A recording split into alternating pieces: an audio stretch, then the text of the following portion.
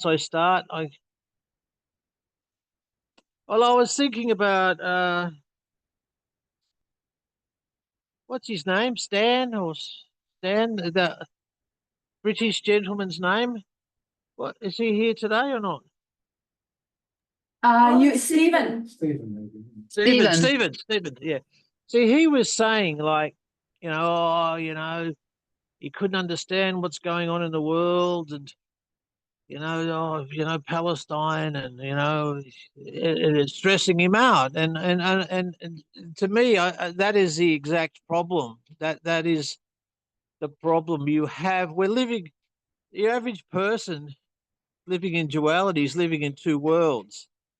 They have the world they construct in their own mind, how they want it to be, and then you have the world just as it is.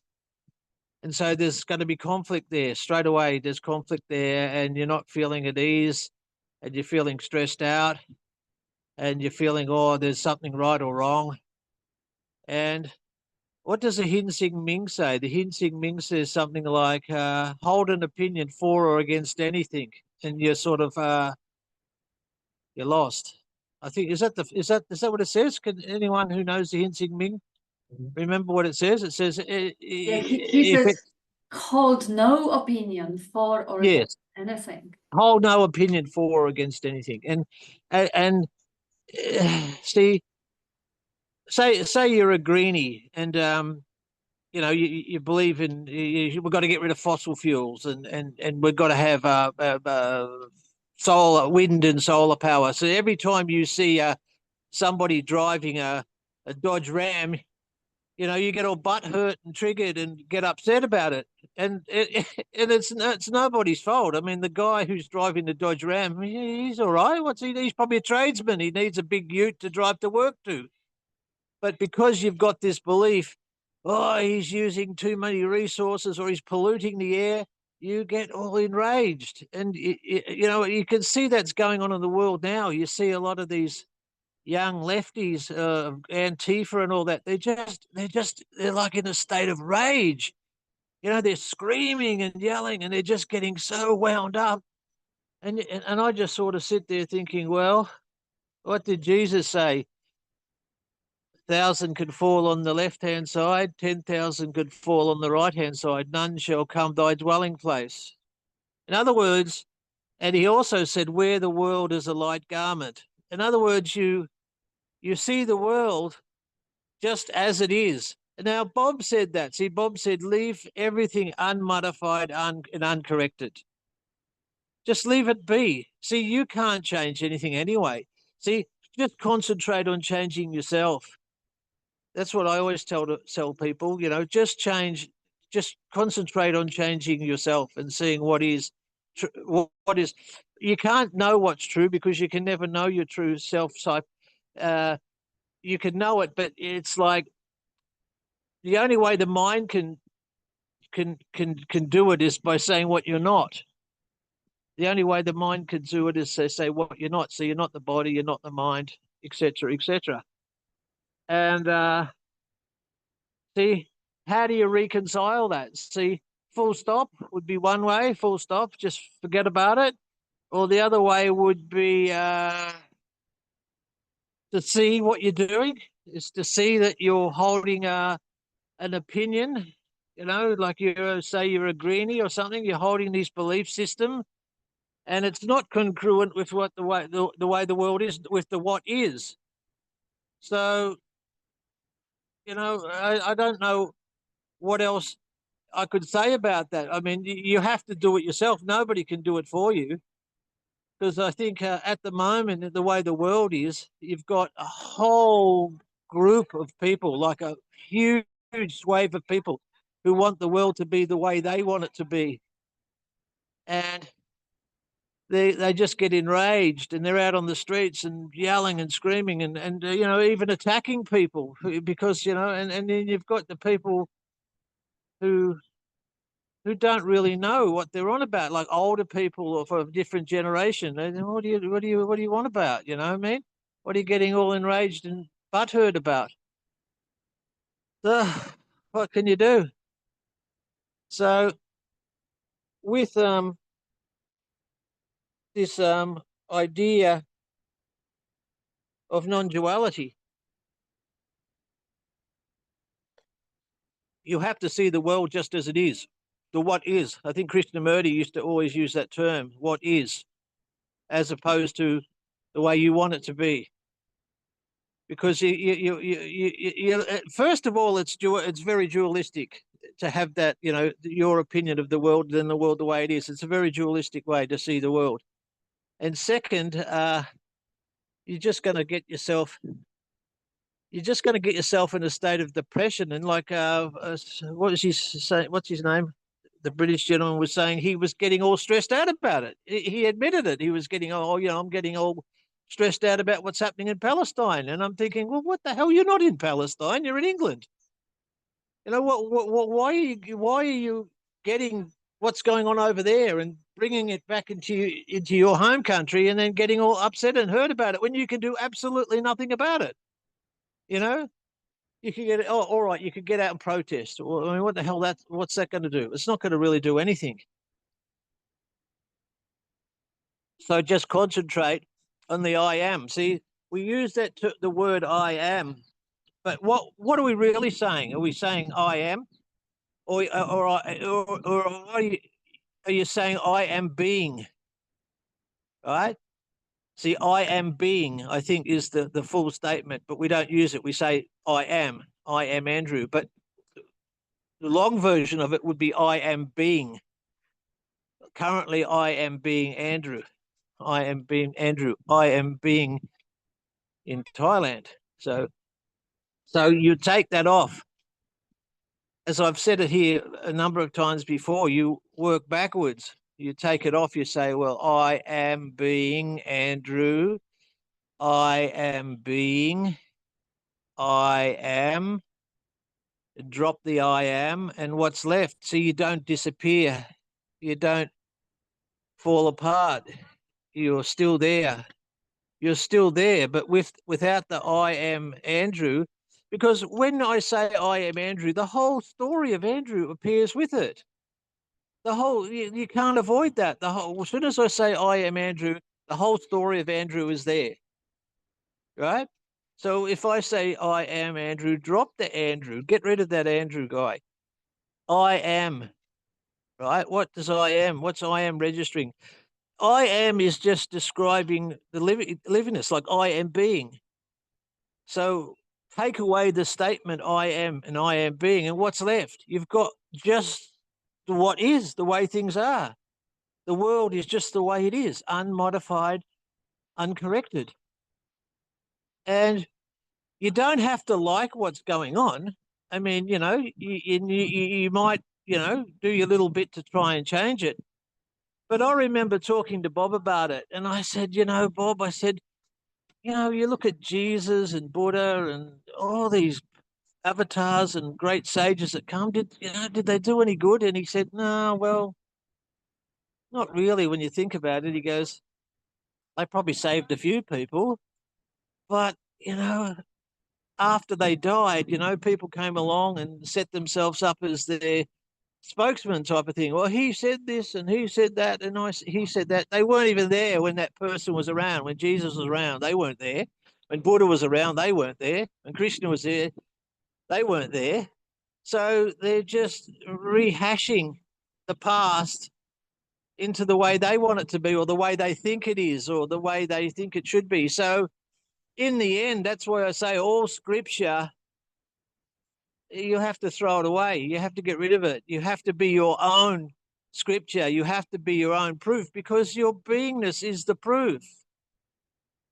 Your beingness, your being now, right here, right now, your being. And nobody can take that away from you. Nobody can deny that. Nobody can negate that beingness that's there all the time. It's there 24/7. And so what happens to us? Instead of seeing the beingness and being one without a second and leaving the world unmodified, uncorrected, we impose a false paradigm, a thought-based paradigm, a paradigm based on the me and the mind. We put that paradigm of the me and the mind, and because that's thought based, it seems real, or you think it's real, because you say, "Oh, hang on, you're not." What happens then is the beingness, the omnipresence, moves into the background, and that superficially imposed story of me is layered over the top, like the movie screen. Like, you can have a movie screen in a theater. That movie screen might be there for 50, 60 years, and on it's appeared like love stories. You've had cowboys, you've had car chases, you've had Nazis, you've had every sort of story playing out on the screen, you know. But is the screen altered or modified or corrected by anything that's appearing on it? No. The screen is just there all the time, like your beingness, like your awareness. It's there all the time. And then the story plays out on top of it. See, now the thing is, what I'm talking very dualistically here, the story and the appearance that appearing on the awareness, but you have to realize it's all the one. Even the story itself is the beingness or the awareness or the intelligence energy just patterning and shaping in different vibrations and energies, like a light show. And you are not altered. The beingness can never be altered, modified, or corrected by what's happening within it, which what's appearing within it. So you are always free when you think about it. So you don't then you if you see that, you don't have to go looking for peace. You don't have to go looking for love, because they are there when that story subsides. When that story's not there, the story of me and the mine and all the bullshit of my life is not there. That's when you get that feeling of I call it equanimity comes up. Some people say it's bliss, but see, when they use the term bliss, I think they're kind of talking about an ecstatic state, where I find it's more of an equanimity. The mind is not swinging like the pendulum in the clock from black or white, good, bad. You're sitting on top of the pendulum, and you just see all the movements of the mind for what they are, just movements of the mind, because you're not going to stop thinking, or you're not going to stop conceptualizing, but you can escape the pain and the suffering that's caused by, and the depression that's caused by that, by seeing it for what it is, and seeing it can't hurt you. Like, you've got a TV or a movie screen, and you've got, you're watching Ice Road Truckers. The TV doesn't start to freeze up. It doesn't start to get ice crystals and stuff on it. You're watching the Towering Inferno. The TV or the screen doesn't catch fire. See, it's because it's just an image. It's just an appearance. And see, that's what Bob always used to say. A phenomenal world. It's a phenomenal world, and phenomenal means what appears, that which appears, and the noumenon is what is. So we get caught up in the phenomenon, and we don't see the noumenon. And the noumenon is what I call the sovereign state. It's your sovereign state. It's your birthright. It's what comes with your birth, your beingness, your livingness, what intelligence, energy, whatever you want to call it. And everything that's imposed on it in a story is transient. See, that's once you see that, you can see, well, nothing's going to last forever. See, since I've known Bob, my father died first, then my brother died, and then my mother died. So I lost every family member, but nothing has changed. And see, that's what helped me sort of. I didn't suffer at all. I can happily let them go, because I understand that everything's transient. Everything is,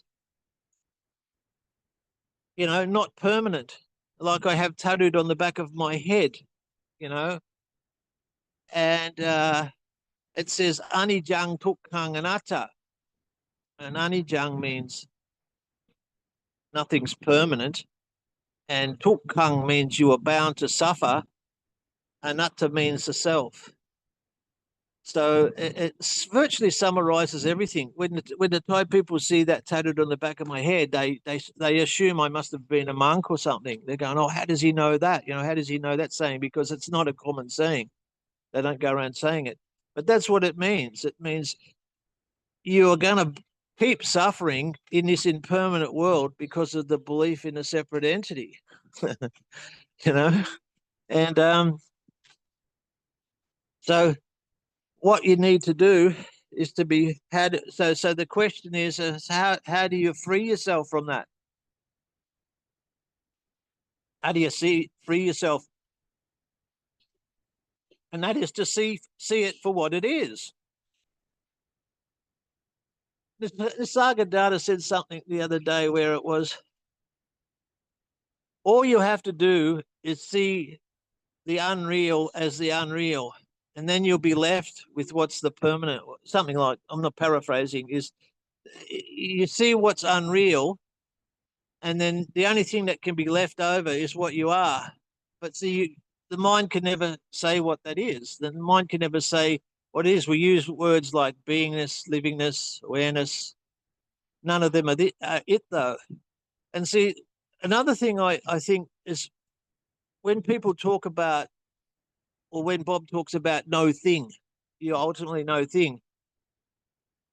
See, the mind can't grasp that. The mind can never, ever grasp that because the mind wants to objectify everything. The mind wants to turn everything into an object, into a concept. And of course, it can never do that. It can do that, sorry. You can conceptualize all you want, but once you know it's transient, is, you know, that's part of the battle too. You see the transient as the transient, and you know, there's a lot of freedom in that.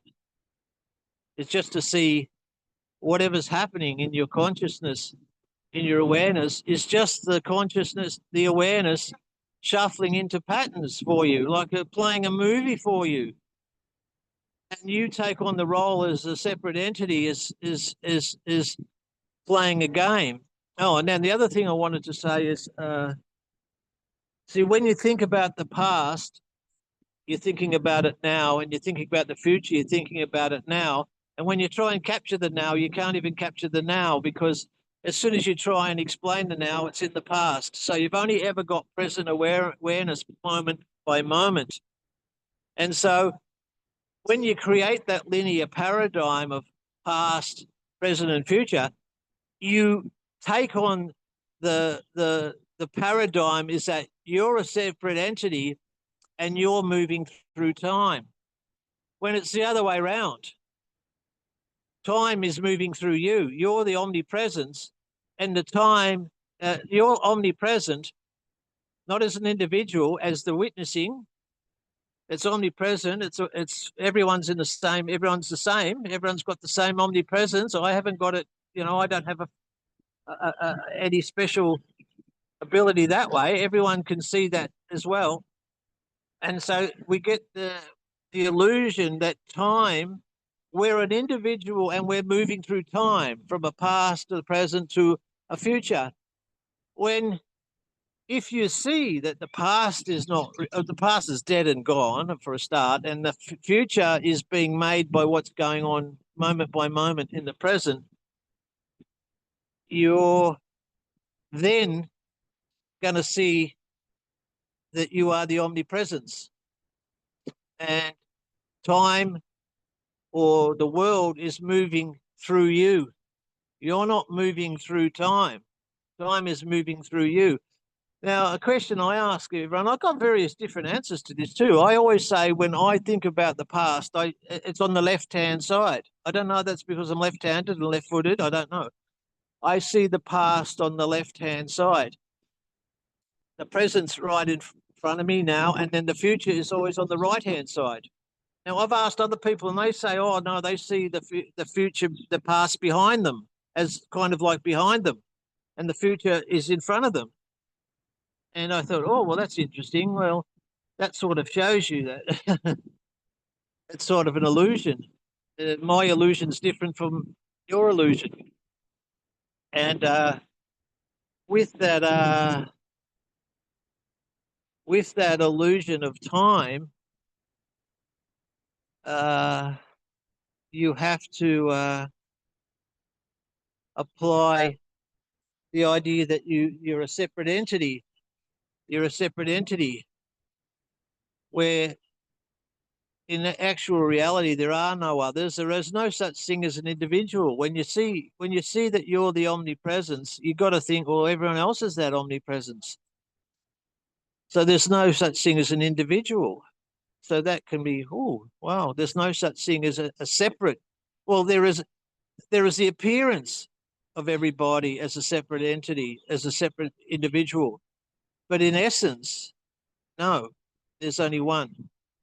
And it's unfortunately that everybody gets caught up in the paradigm of the me and the mine and my possessions and you're separate, that you're separate from them.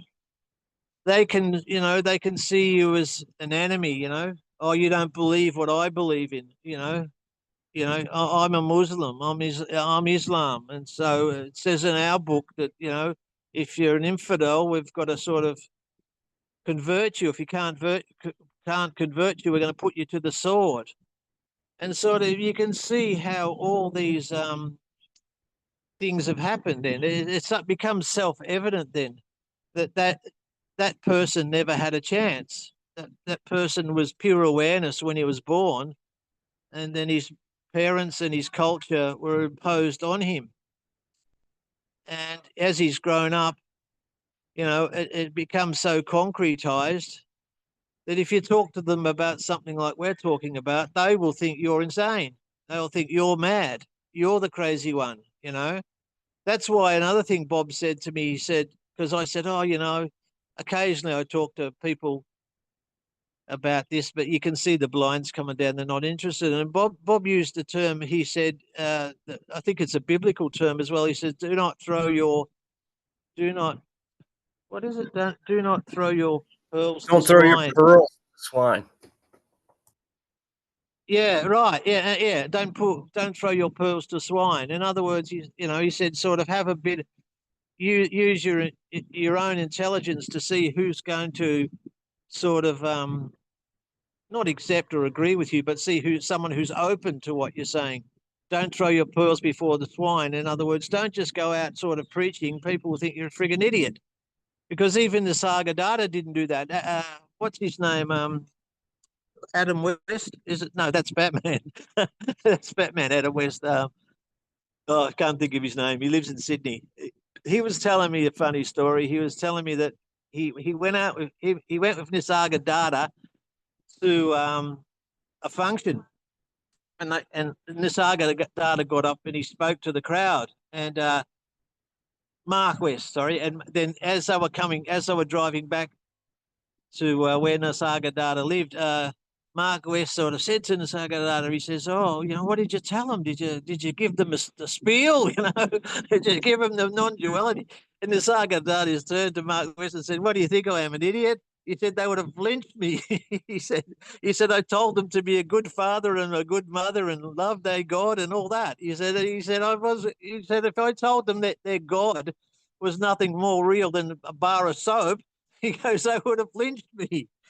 And so even he didn't go around talking to people about it. See, he waited for people to come to him, And I think that's what you've got to do with this. I don't, people say, oh, this is a radical teaching.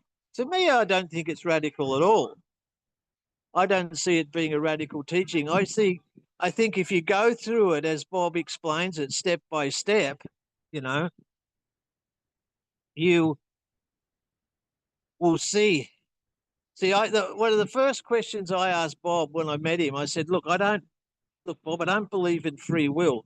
I said, I can't see it. Bob said, well, if you believe in free will, explain to me who has the free will. And I said, well, the only answer I could give you is me. And what's me? Me's just a collection of thoughts, Me's just an amalgamation of everything I've learned from a young child to now, my education, my culture. And he said, exactly. He said, that is the false paradigm, right? That's the false paradigm. And you know it.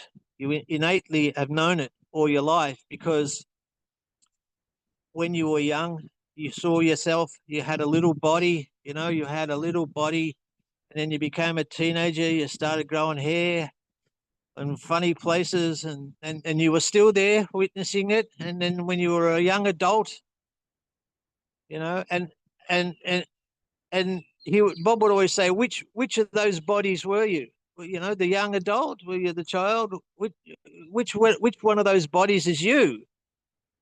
The young adult, the child, the teenager, which body's you? And of course you would say, well, none of them are me. I was just there. I was the omnipresence witnessing all that, And of course he'd say, well, that's correct. And of course it's identification with the body. If you just see the body as your vehicle, is something, your omnipresence is sort of animating in the present moment, you're not going to be bound, and you're not going to suffer with the thoughts, because you can see that the thoughts are all transient. I mean, I've had some very, very dark moments in my life, like everyone else, like dark depressions and getting upset about things. And of course, now it's like none shall come thy dwelling place. It's like Jesus said, you're not bothered by anything, It's, you're still, it's not that you're bothered by anything. You are still get bothered by things, except that you don't take them to heart. You don't go on and on about it. You can let them go. You can let things go. You can let people go when they die. You can let people go. And I'll tell another quick story of somebody who was very entrapped. And I felt very sorry for this guy. He was a Greek guy. He lived not far from me in Mentone, and his daughter got murdered down at the Faulkner Cemetery. She got stabbed to death by this lunatic, And this guy, he had taken on the role of a professional victim. I used to see court cases, and they'd have the victims of crime group there, and he was always there. It was like he had this dark cloud over him. Not that I'm saying it would be easy to get over the murder of your daughter. It really would. It would be something very hard to get over. But this is going probably 10 years later, and he's still, I see him down in the shops, and he'd have like this black cloud around him. And even my mum, my old mother said to me, she said, geez, that guy's got to let it go. He has got to let it go. He's just killing himself with stress and worry. You're not going to bring your daughter back, are you? I take the attitude that the people who have died, they're kind of the lucky people. They're free, they're free of this thraldom we live in, because at the moment, the way the world's going, if it gets any worse, I'll be happy to get the hell out of here. That's why I fled to Thailand, because I was becoming Orwellian at the moment, and that is all belief systems. That is, when you look at the way, people have got this idea, like people who work in the councils and the government, they've got this idea that everything has to be changed. You know what I mean? Oh, what's wrong with last year's tax form? Oh, no, we've got to change it. Why? It worked all right last year, didn't it? Why don't you have the same one this year? Oh, no, we've got to change. They're always chopping and changing things. And that alone keeps people stressed out, Like I get stressed out sometimes when I go to the supermarket and I've just remembered where everything is, and they go and change everything. They move the biscuits and they move everything. And you think, hang on a minute, I just learned where everything was, and you change everything around. What are you trying to fuck me around for, And so that is I don't get bothered by anything like that anymore. I just accept it. I just accept it. You know, it's just the way it is, just the way is, the what is, you know, and that's all you can do. That's all anyone can ever do. Wear the world as a light garment, you know, and walk through the world knowing that 1,000 can fall on your left-hand side and 10,000 can fall on your right-hand side, and none will come into your dwelling place. And what that means is in pure awareness, nothing really matters. Everything's resolved in the unborn Buddha mind, as someone said years ago. And that is very true. Everything is resolved in the unborn Buddha mind. So if you're having a stressful day, or you're getting depressed, or you're getting upset, just think about that. Just think, oh, well, what in the unborn Buddha mind, what relevance has this got? Or in my awareness, or in my intelligence energy, what relevance has this got? It's just a passing moment. It's like the sky is empty space, and the clouds come over and cover that empty space, and you think the sun's gone, and it's pissing rain, and it's dark, and it's grey. And then everyone's had this experience of getting on a plane, and you fly up and you get over the top of the clouds, and it's as clear as a bell. You know, it's just beautiful blue sky, and you look out the window and you see all the clouds below, and you think, oh, geez, you know, all these people are down there getting rained on, and, you know, and you start to see that it's all just, what would I say? It's just a kaleidoscope of appearances, of a phenomenal. It's a phenomenal world, as Bob used to say. And the noumenon is opposite the phenomenon. And you are the noumenon.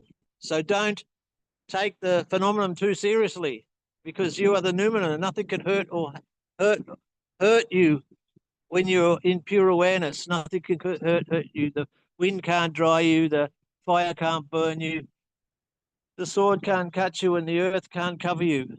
And then Bob came up with another one. And the mind cannot conceptualize you, you know. So he added another one on, which I thought was just brilliant, you know, and the mind cannot conceptualize you. And so when you see that, you can find that state of equanimity I'm talking about. And you're not bothered by it anyway. You're not bothered by it, you know. You just leave everything be as it is, as it is. And if you're motivated to change something, do it, you know, because, you know, that's obviously what you're meant to do. It's obviously your part of the dream. Your part of the dream is to get up and do something about it. And don't worry about that either. Don't worry about that either. Just see it as just, oh, well, you know, something that's going on. And then you're okay. You're okay with it. You're not constantly second guessing yourself. Like Stephen was saying the other day, oh, you know, the war in Palestine is stressing me out. And, you know, why? You're not there. You know what I mean? You just see images. Now, who's to say if the Palestinians had the upper hand and they had all the weapons, they'd be treating the Jews any better? You know, we don't know. We don't know. So I'll leave it at that. I think oh, geez, I've gone for about half an hour already. Sorry about that. I just get off my own little world. So I'll leave it at that. Sorry, I've don't gone say over sorry. time. That was gold. Oh, hey? Oh, God. we loved it. That was Such a awesome. joy. It was so great. Thank you so much for that. It was so refreshing, so beautiful, so clear, so fun, so practical. Well, I don't know what's going to come up. See, you put me on the spot, and sort of I just got to sort of wing it. You know what I mean? It's just sort of well. And then the funny thing is, the really great thing about this is I said to Bob, I said, you know, the funny thing about this, I said, Bob, you never get tired. You know, you're on the fucking email to people, you're on the Skype, you never get tired. And I said, it's funny. I said, every time I start talking about non-duality, and once I start going, I just get empowered. I just feel really empowered by talking about it, by talking about your natural state. I feel really empowered. And Bob says, that's right. He says, I'm the same. He says, I could talk for hours. I could talk forever about this. You know what I mean? He says, it's very different from talking about a mundane subject. And I found that I've always found that to be true. Once I start talking about it, I feel power come up, you know. It's like that omnipresence is there to sort of guide you. As someone said the other day, you know, that like that omnipresence, it talks to you. It talks to me all the time. I'll be sitting there and I'll be in a blank sort of a state. Then all of a sudden something really profound will come up, something I'd never have thought about it. It just comes. Oh, right, you know. Oh, and you just look at it and think, wow, that's amazing. Where the fuck does that come from? You know what I mean? It just comes from that pure awareness. It comes from that omnipresence, omniscience. And why wouldn't it? Because if it's omniscient and omnipresent, it knows everything. So it's gonna reveal it to you. You know, you just got to get yourself out of the way, and then let that omnipresence do its job. And omnipotence and omnipotent. Let it do its job. Ah, Beautiful. yes, that's it. My God. Oh, wow. So we have comments here. Wes says, that was the best spiel I've ever heard. Thanks. And George says, amazing, Andrew, love it. And Jenny says, always such a treat to hear you speak, Andrew. Absolutely. We're going to get you on the spot more often. It's such a treat. Well, I'll tell you something, you know, and the funny thing about it is 10 minutes will go by now and I'll be thinking, what the hell did I say? Did I make a dickhead of myself? See, that's the mind. The mind comes in and says, oh, you sure you said the right thing? You could have upset somebody, you know, you've said, you know, whatever you said the same thing you said about Muslims. Maybe there's a Muslim there, you know what I mean? That's what the mind wants to do. But I just say, no, I'm not buying into your bullshit. Fuck off, you know. I'm back to omnipresence.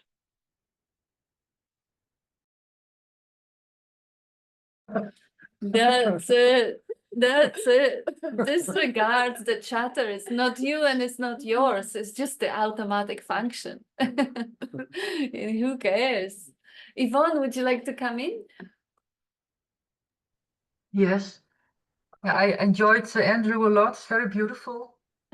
And so this is it. This is it. At any moment, I think exactly what Numenon or God or how you call it or that wants me to think, let alone do. It's always Numenon or that. It's never otherwise. So God or Numenon created the programming, the genes and the conditioning and the thinking and the doing. And at any time, whatever I think, good or evil, it's exactly what Numenon or God wants me to think or do. Even if I have to kill someone, I wouldn't supposed to do that, but there are people who do that and they are also in line with Numenon or God or the cosmic law or whatever. And even driving a Dodge or whatever. You can never judge someone. It's all that. it's never otherwise. So you cannot ever be against God's will. Includes the consequences. It's all that. And so you can say, is there no morality? And yeah, morality is something that we think and what is made up by humans. And that's another story. That's not what we are talking about here. So yeah, I am just like God created me, I can say. That's another, the Course of Miracles says that line, but it's literally that not only as Numenon, but also as the person, I am exactly how God created me. That's what came up when I heard Andrew. Spot on, Yvonne. As usually. And we have a comment here from Jenny when Andrew was saying that the mind is checking and verifying whether I said something wrong. Jenny says, then you call me and I will remind you that you were not a dickhead. Yes, this is the difference, and this was such a beautiful illustration of, you know, how that automatic function of narrative, that constructed reality that Andrew initially introduced, that, you know, there is the world of this immediacy, and there is the world, the personalized world of the imagination, of if I am agreeing, that's my world, and then you know, if I believe in something or the other, the reality get covered up with the blanket of that belief, the consequences of that belief. And it seems like it is like there is an I now, and that I lives in two worlds, and that I is torn apart and it suffers. There is no one there, the nominal, what you are. And I like how Andrew also put that little cherry on the cake later on, you know, the sword can't cut it, the fire can't burn it, and Bob added, and the mind can't conceptualize it. That is it. That's the final blast. You know, if you see that mind coming up in the picture and trying to grasp it and trying to conceptualize it, trying to fix it, alter, modify it, well, you know, you are the nominal witnessing the phenomenon. You are witnessing the program of trying, the program of altering, differentiating, finding the fine difference, fine line. I had an individual call this morning with a beautiful man from the other side of the world who was actually asking me about that difference. You know, Bob said that it is not that we are aware of everything. He said, we are everything. That is a fine difference. Absolutely. But for who? For the mind.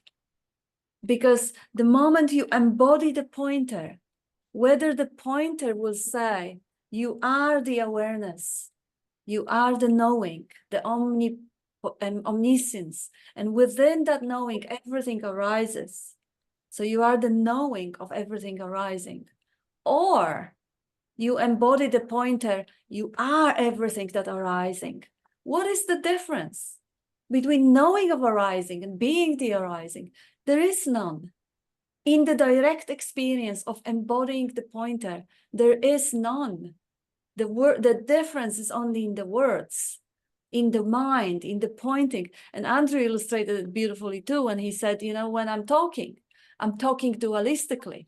Well, how else could you ever talk? Language is dualistic, but by its very nature, we call it symbolic language. Language that creates symbols for objects, for phenomena. And I see there's another comment, under two comments coming up. West side, presence, experience, presence, existence, awareness, all wrapped into one. Exactly. Yeah, beautiful. Satchitananda, being, knowing, and being aware of the of bliss of being, whichever way.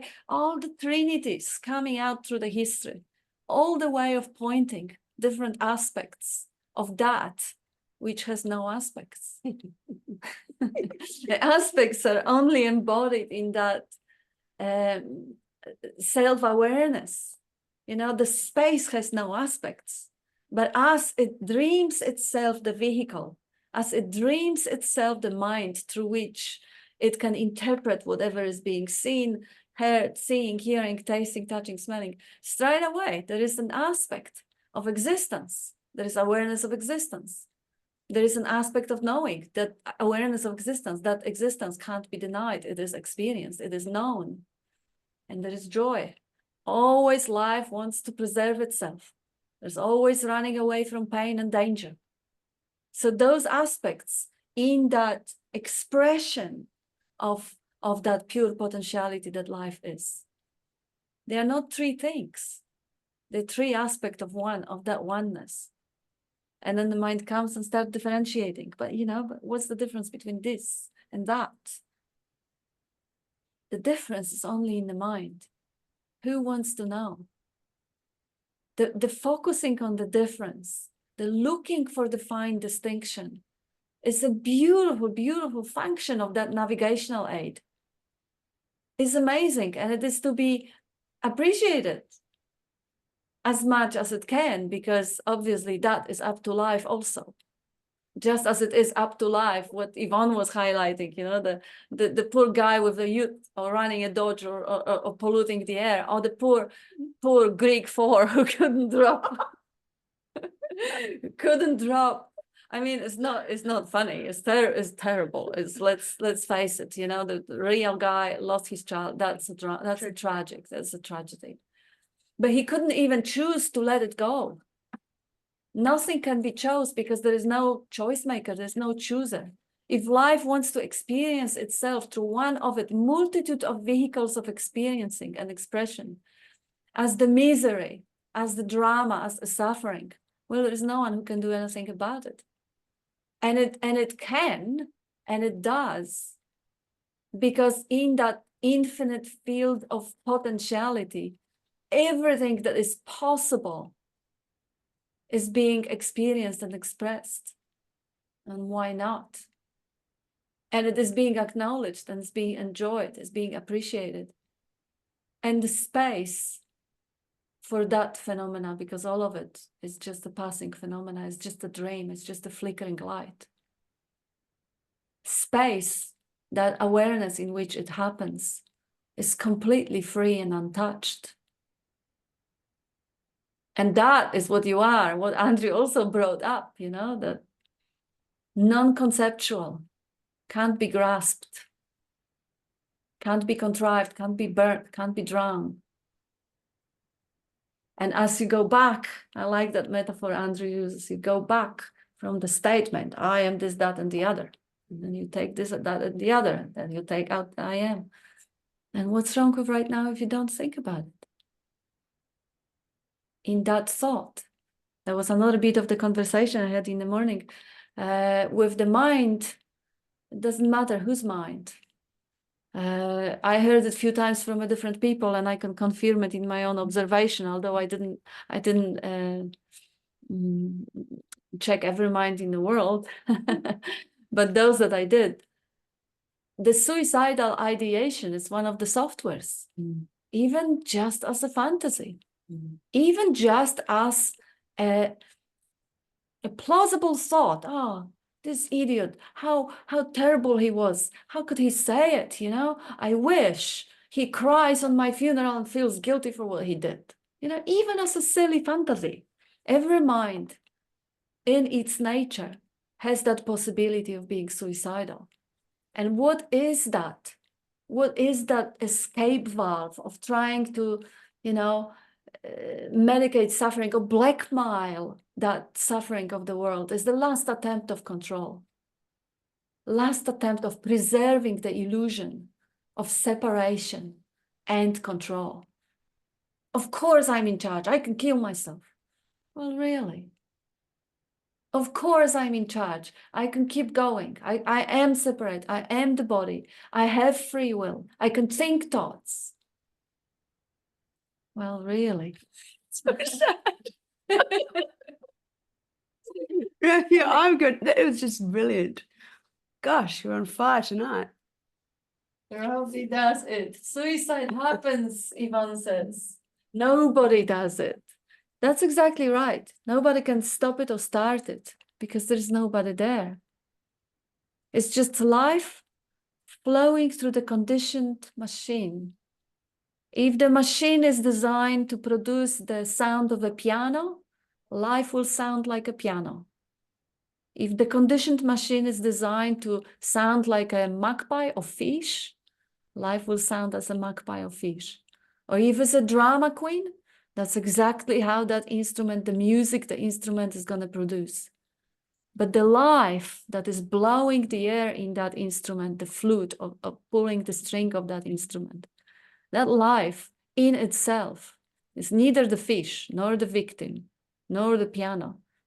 The life is just the pure energy, just like the pure energy expressing through the computer as the pictures, images, sounds, voices, expressed through the vacuum cleaner as a horrible noise and a suction. Or a washing machine when the bearings have gone. Oh yeah, it's shaking. Sorry, private joke. Yep.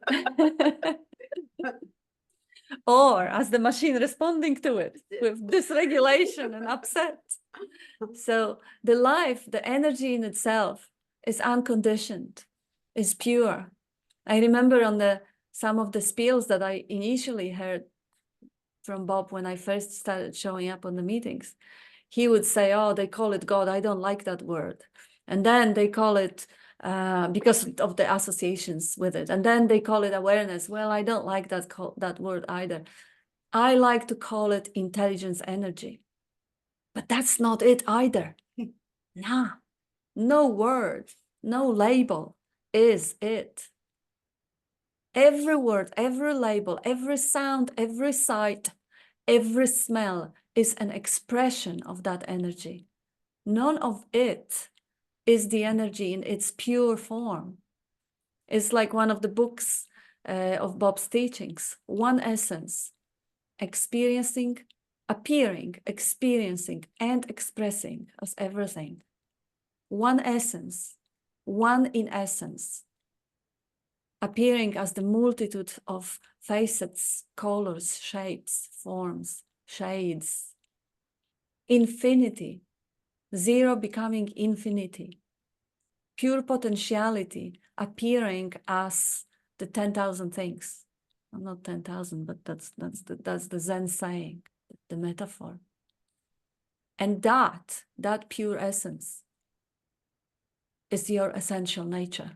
That is who you are. And if you don't think about it, you know it directly. You know that you are. The concept that, oh, I am some vague essence floating somewhere. No, no. Knowing that you are. Without the words spoken, without that cage of concepts, that construct that I am a person, I am a female person, I am whatever person, human being, without all those third-hand information, you are, and you can't deny it. That's clear, that's obvious, you can't stop it. And that's the final truth, the existence, I am. That's it. The expression I am is already too far away in the forest.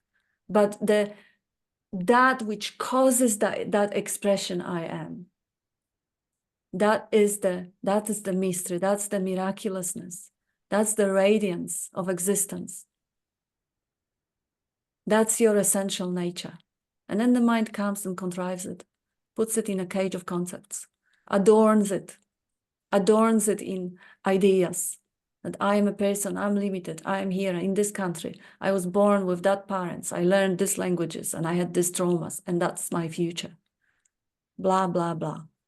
And that story can only be here because of that existence, because of that presence of consciousness, because of that radiant, ungraspable certainty of existence. And just this and nothing else. There is nothing else that ever needs to be grasped. The constructed reality that Andrew was pointing out, the reality of beliefs, the investment in ideas, political affiliations, that one is only there for the fun of it, for the joy of it, because you are. And what's there to grasp? Where to take it? You are, full stop. And now, in that existence, enjoy the show, enjoy the ride, enjoy the mind threatening with suicide.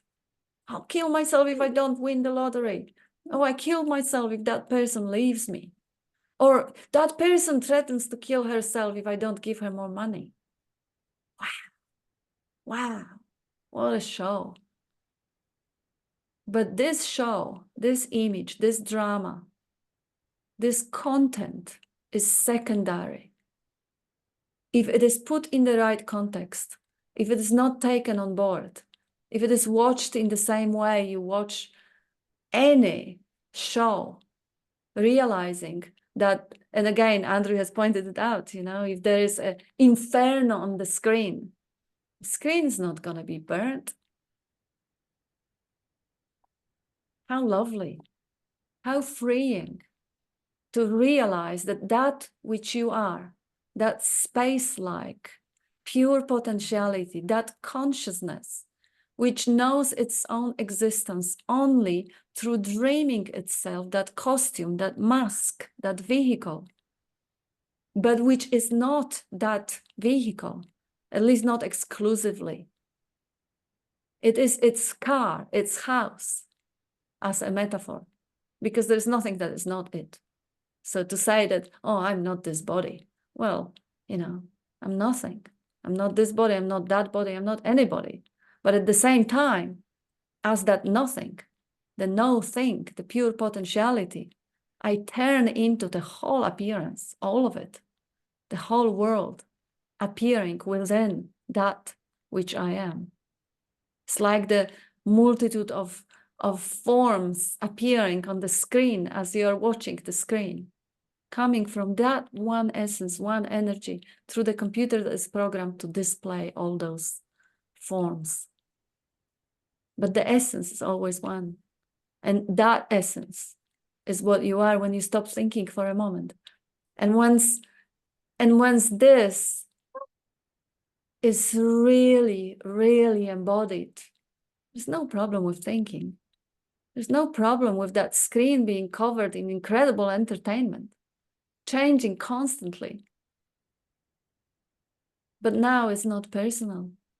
Now this doesn't, like how Andrew said it, it doesn't sting, or it doesn't, even if the attention goes to the mind for a little bit and dwells there, that which you are, the space-like presence, the witnessing, isn't really touched. Even if that costume gets torn apart, even if that costume, like Yvonne says, does, in fact, swallow a pill, suicide happens. Nobody does it. Space is untouched again, is free.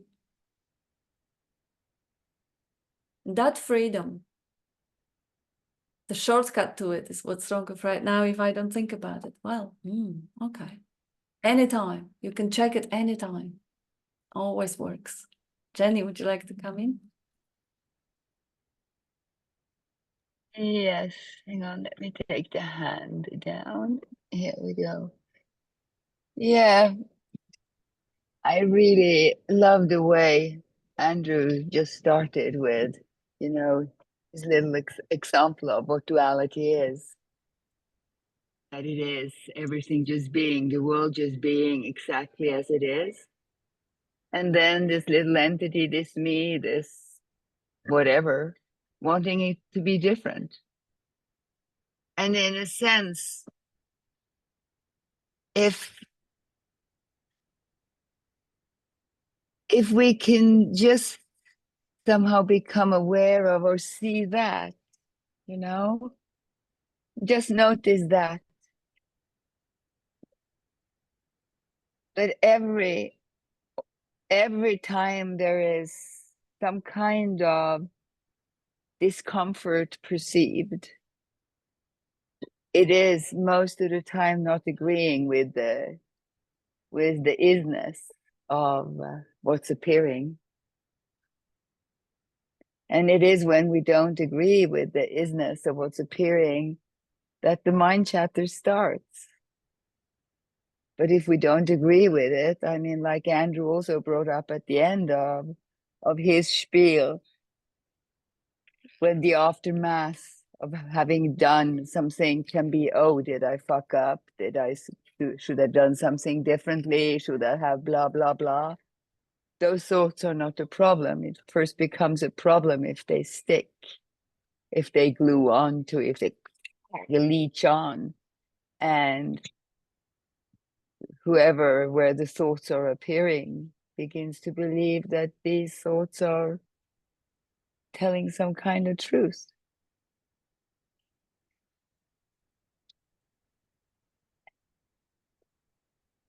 And it's always, I mean, it's one thing being able to be wise when nothing rattles the cage, But the challenge to me is when something rattles the cage. It's like Andrew said, about Nisargadatta, that he wouldn't speak to people that were not susceptible, that would have thrown him out if he had started to share his beliefs. So even he had to, or chose to, hold his tongue at times, just to, for the sake of peace. I find that really challenging sometimes, you know, to keep my mouth shut for the sake of peace. And the interesting thing is that in most situations, it's totally fine. Nothing, it actually doesn't stir up so much dust, except from in the relationship to my children and my partner.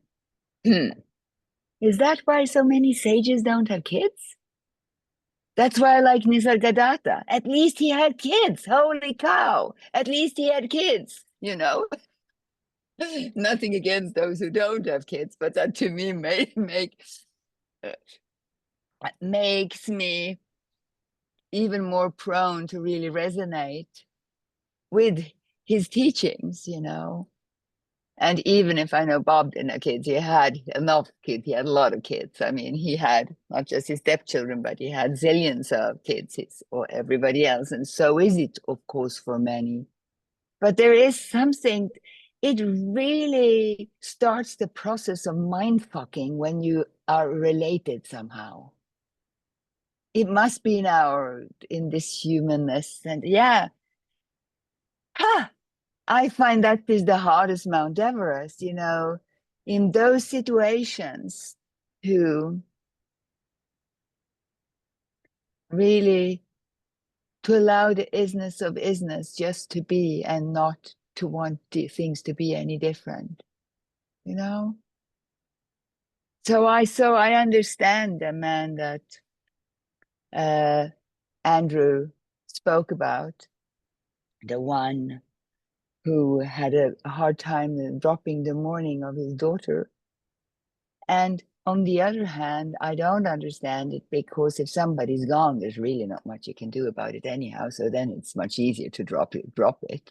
I mean, let's face it, you can't mend a relationship where one person is gone, then what's done is done, you know, in the realm of forms, in the appearance, in the illusion.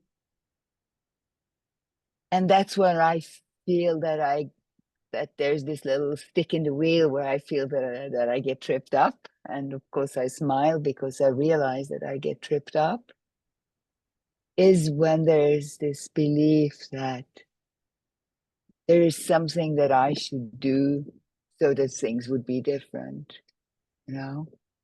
And I'd really like anybody, I like your cat, if you can just dive into, or Andrew, into the reservoir of your own and Bob's words, just in regards to that, when we still think that there is something that we should do, you know, even though we know there's nobody here who actually is here. That's the conundrum, you know. So that's where I'm at today. Yeah, Yvonne says, rattles the cage, shit hits the fan. Also, without kids, Jenny. And believe me, Bob's stepchildren were, don't get me started. It wasn't an easy ride. But yeah, I kind of feel what you're heading at. It is usually people who know you intimately and for a long time, they hold the image of you that is so tight, then actually being faced with that image. If your body is conditioned naturally to rebel, there's no way you could avoid the conflict with the image. Actually, we had a really fun time with Tanya last few days, just marveling at discovering the response of this alien instrument, which is not who I am, but it is already conditioned in a way which environment creates situations which I would not have a clue how it is going to respond. It may get fiery, or it may start crying. Who knows what it is going to do? And definitely is going to somehow object to being conceptualized as something that doesn't fit. And that is usually the case with people who are the closest. You know, like Bob often says, you know, you come into this room and you hold the concept about everyone, and everyone holds the concept about you, and you also hold the concept about yourself. Which concept is right? And then I remember asking him, so don't you have concepts about other people and about yourself? And he would say, well, concepts arise, of course, they arise. But are they really mine? You know, you might have subtle concept. The concept is arising about your children, how they should see you, how they shouldn't be seeing you. Are they really yours? And again, people with the preconditioned strategy to avoid conflict or to get along will not respond in the same way that people or body minds that are preconditioned to fight back. And which one, in which situation, will be the mind strategy exercised in that body mind called Jenny? Let me see. Let me find out. Interesting. Let me be curious about it.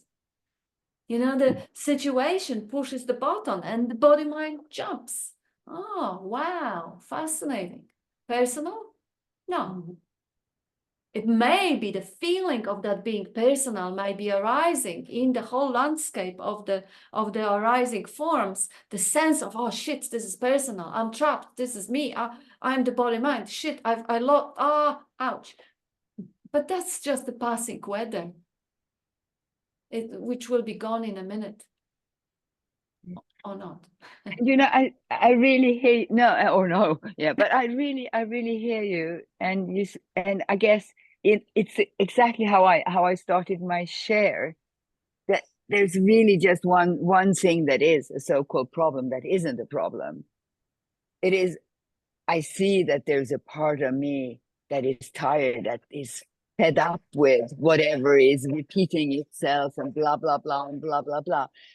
Again, the isness of isness, there is this subtle resistance to the isness of isness, wanting it to be different. Mm-hmm. Yeah. And I guess again there, it's like peeling the onion that doesn't exist.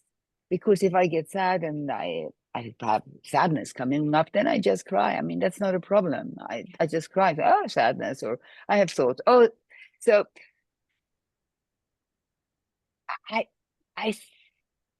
what struck me when you spoke, it is these images that we produce. And I guess therefore, when we are in a surrounding where we speak another language, another common language, where we begin to look at the illusions and at the false images we throw around and the beliefs, and then it's easier. Then those triggers, it's like I have shared so many times how you and Bob could crack up, you know, and laugh if somebody's only got, I mean, anybody could get hangry, for instance, you know, get really pissy mood due to low blood sugar or whatever, you know, when this apparatus is in the need of something it doesn't get to function, you know. The car starts to yell too if you don't give it any oil. Eventually it starts to scream and yell and break down. And the acceptance that we are the same. And so it's this lubricant that is the it sounds really sexy, haha. But it's this juice, this understanding that is present when in verbal communication with others who speak a similar language. It's so much easier. than when you speak different languages. I mean, I guess that's the case with English and Chinese too. So why be surprised, you know? Yeah. Yeah. Thank you. Thank you. And that's such a good example, you know, that part of you which is objecting to being mistreated, or, you know, the part of you which is objecting when the toe gets stabbed, or when you are being called a labels. Well, what a wonderful love in disguise. What a beautiful, you know, this is the mind, of course. You know, the reality doesn't object to itself. It is itself. It doesn't have any objections whatsoever. It's the mind that presents objections. But the reality has no problems with mind presenting objections. The reality doesn't object to those objections.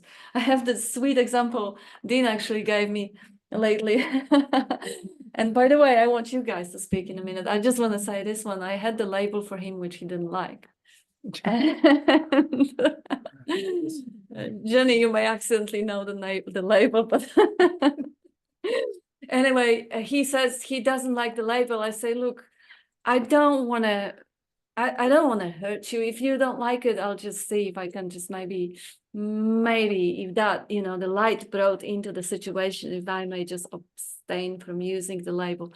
And he says, no, don't. I have no problem with not liking that label.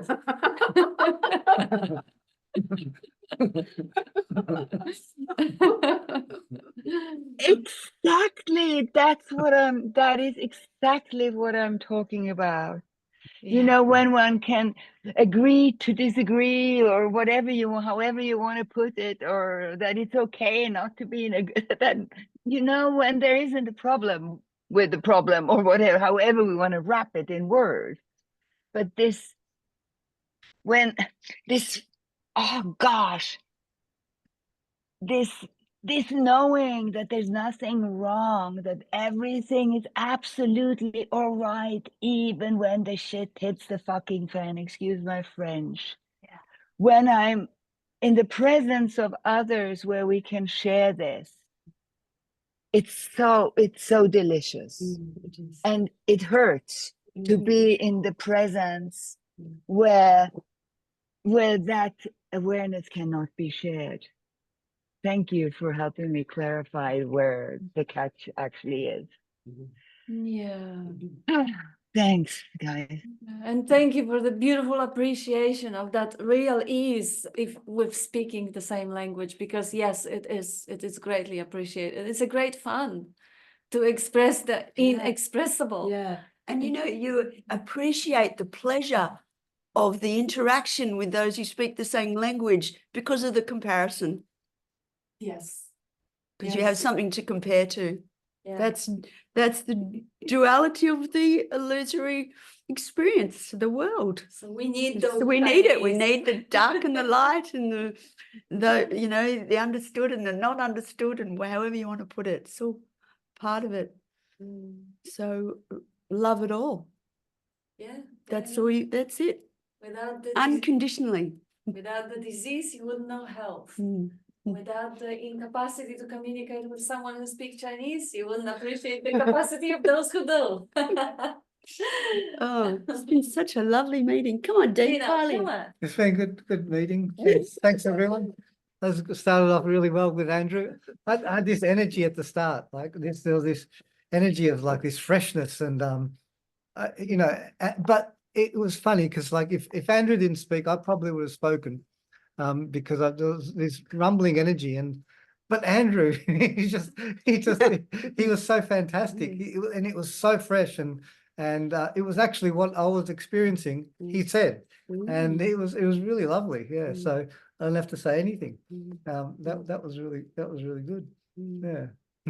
Yes, you don't have to say anything. Saying happens, so keep going. If your mom says this way, something's not happening, it just happens. So open your mouth and the Father will speak. Yeah. Yeah, I guess I don't know.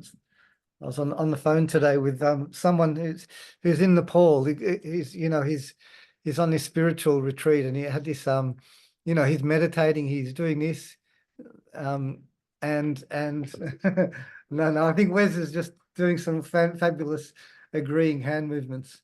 Yeah, but maybe he does want to speak, and he's always welcome. Yeah. No, I'm good. And this guy's been doing so well. No cage has been rattled. He's there. He's in deep meditation. He's doing this physical work. He's spending time with the monks, and then he met a girl, and everything just crumbled. And he found himself lying and cheating and deceiving and creating all this stuff.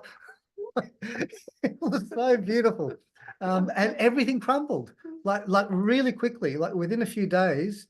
He said she was just an absolute, he was infatuated, and he was mesmerized completely. And the strongest feelings he'd ever experienced came out. And then all of a sudden his behavior from being this chanting monk became just this erratic young dude, just conniving, cheating, lying to do anything to try and manipulate the situation. And so he came to express all this, and it was such a beautiful conversation, because all of it was like that is the expression. And you know, what was the advice? The advice is just keep seeing everything as it unfolds, these patterns as they play. You know, you can watch them and follow them, and some of them look predictable, and then all of a sudden the circumstances make them so unpredictable. There's unpredictability, there's predictability, there's every facet is like on display, and there's no point in, and like resistance and non-resistance, like the whole show is, as Andrew pointed out so well, is a phenomenal existence. And in the phenomenon, and he also used the word equanimity. Equanimity is the whole show, because it is a phenomena. There's no right or wrong, there's no good or bad, there's no up or down, there's no inside or outside. It is just thisness. And thisness is the spontaneous nowness, the spontaneous absolute presence of how it explodes into appearing. And it's just it's the appearance. And so in that appearance, in that isness, feelings can come up, movements towards lying and cheating and deceiving can appear from nowhere, and then they subside as well, like it's in constant change. So you can't be any of it, and you're not doing any. There's no one doing any of it. There's no grand orchestrator to this.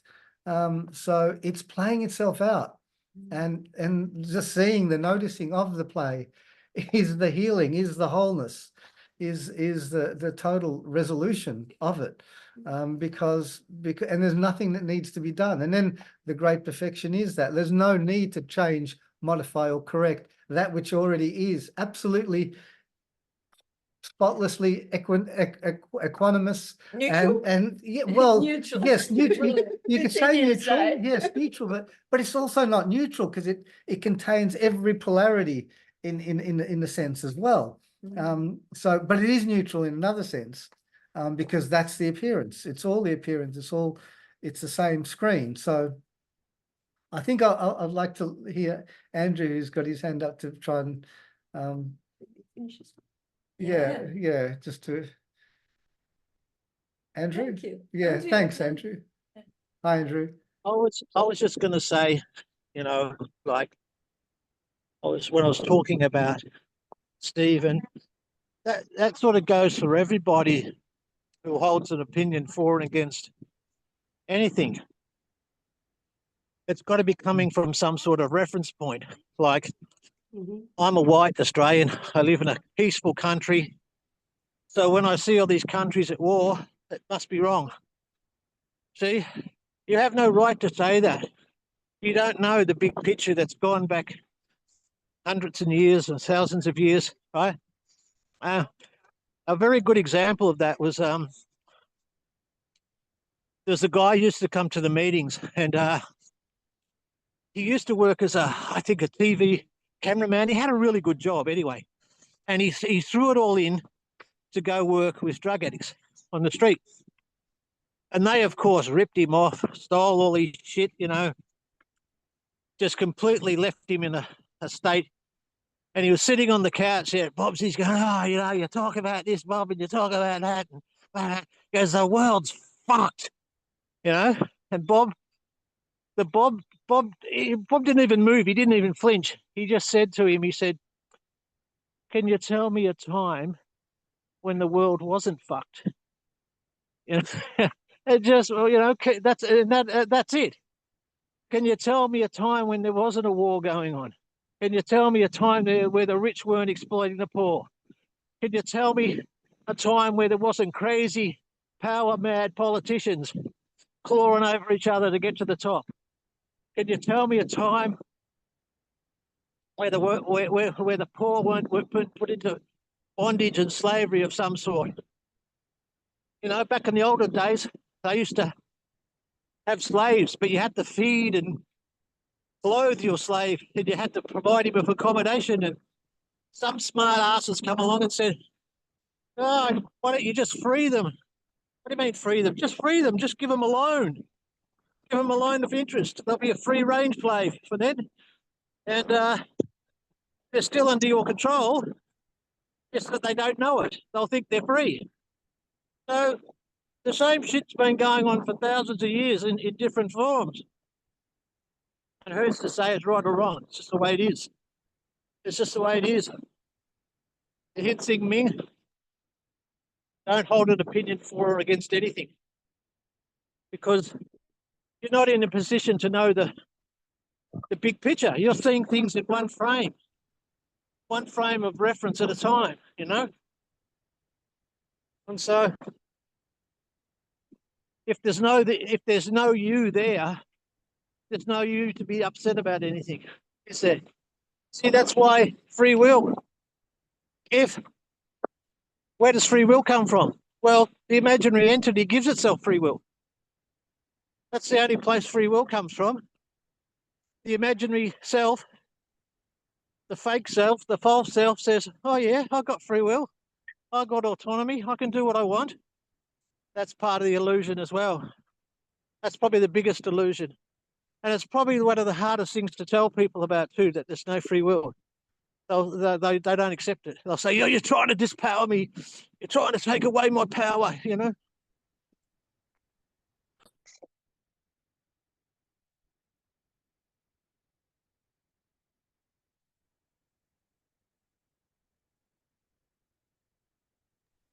Andrew, you accidentally That's muted it. yourself. Oh, there you are. No, that's it. That's it. That's all I wanted to say. Okay. That's all I wanted to say is, when, as Bob said, when was there ever a time when the world wasn't fucked up? You know what I mean? You know, imagine living in Nazi Germany, or before that under the Russian Tsars, or, you know, it's always been the same. The poor get shit on.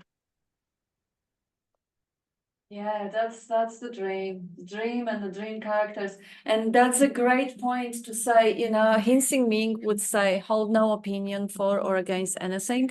And Bob would always highlight what he said. He didn't say have no opinion, because that's not up to you. He would say hold no opinion. Opinions will arise and they will fade away if they're not attended to. So the opinions are not a problem. Holding on to it as if there is a reference point, the I, and this is mine, this is personal, I'll defend it. This is the problem, a relationship relating to the imagined self. And I love how you said, Andrew, yeah, what's free will? It's part of the imagination that the imagination has about itself. It's the imaginary self that doesn't even exist. Part of its imaginary attributes is free will. But if it is not even there, who is there to have the free will? Obviously, the problem solved. And I see Jean-Philippe is unmute. Would you like to say something? Or is that? My apologies. Oh, no problem. I must have, sorry. Hi, Tanya. And we have another 3 minutes. So Tanya, Dean? Me. Right. Let me pick up the card. Well, I'll say something else. Oh, I'll go for it.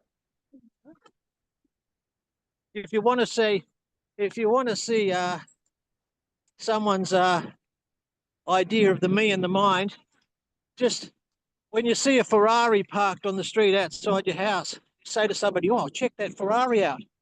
They go, "Ah, probably some rich asshole. He's probably ripped everyone off. Probably cheated on his taxes, a prick, you know, fucking asshole." And then what do you say to the person? "What about if it was your Ferrari?" And straight away, it would flip to, "Oh no, you know," and the pride would be there. "Oh, you know, I can afford this," you know. So it's one of the quickest ways to point out the ego to somebody, you know, the way the ego holds on to opinions about everything.